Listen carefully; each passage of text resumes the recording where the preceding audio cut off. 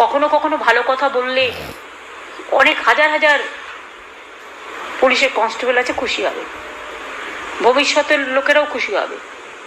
Recruitment যেটা police কনস্টেবলের আপার age limit ছিল 27 বছর, বর্তমানে সেটাকে আমরা বাড়িয়ে 30 ইয়ার্স করলাম।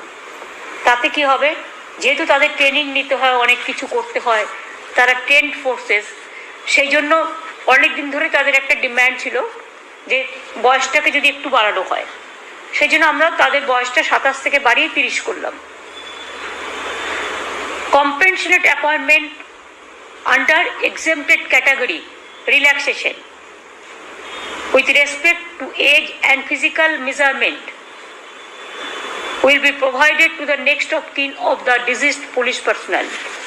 কম্পেনসেটেড যে অ্যাপয়েন্টমেন্টগুলো হয়, অনেক সময় কি হয়, ধরুন যে মারা গেল পুলিশ কর্মীটি, তার বাড়িতে কেউ হয়তো চাকরি করার জন্য আছেন, অথচ অনেক সময় পুলিশের চাকরিতে এতটা ইঞ্চি চাই, শারীরিক মাপ, দীর্ঘতা এতটা, বয়স এতটা, এর মধ্যে হবে নানা রকম ওদের প্রসেস আছে।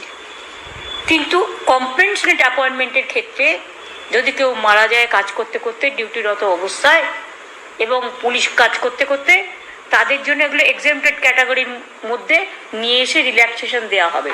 অর্থাৎ সেখানে সে 5 ফুট না 6 ফুট তার অনুযায়ী কাজ দেবে। যেমন আমরা অনেককে দেওচা 5 মিটার করেছি, এটা স্পেশাল ক্যাটাগরি হিসেবে, সেই সুযোগটা পেলে তাদের অনেক পরিবার আছে তারা বেঁচে যাবে।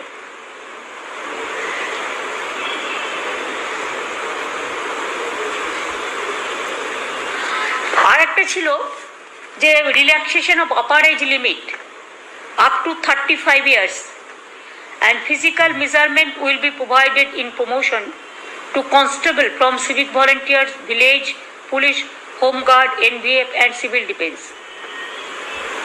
এটা 35 বছর পর্যন্ত করা হলো। যারা প্রমোশন পাবে 10% যেগুলো এ করা হয়েছে। আগে এটা বয়স কত ছিল?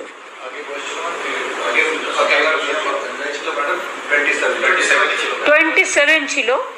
মানে যারা ধরুন পুলিশে কাজ করে, হোম কনস্টেবল, মানে ধরুন সিভিক ভলেন্টিয়ার্স, এনপিএফ, তারপরে সিভিল ডিফেন্স এইসবে কাজ করে, সিভিক ভলেন্টিয়ার, ভিলেজ ভলেন্টিয়ার, তারা 27 বছর পর্যন্ত প্রমোশনের জন্য অ্যাপ্লাই করতে পারত, কিন্তু তার বেশি আর হতো না।